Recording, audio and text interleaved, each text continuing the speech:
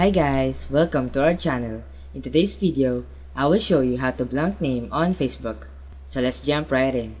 To begin, the first step is to install Facebook Lite. Copy the symbols that I'm going to put in the description of the video. Open the file mentioned in the description and copy the symbols. And after that, open the Facebook Lite app on your device.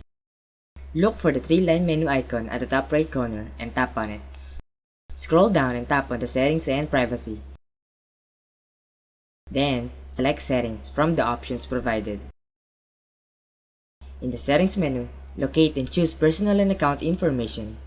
Within this section, find and select Name and tap on it to proceed. In the Name section, remove the existing first name and paste the copied symbol in its place. Similarly, remove the existing last name and replace it with the copied symbols.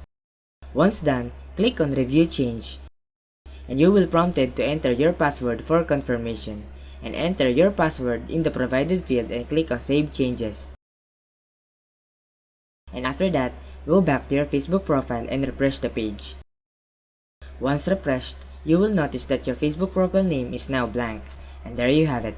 Thank you for watching, and if you found this video helpful, make sure to subscribe, leave a like, and leave a comment in the comment section down below.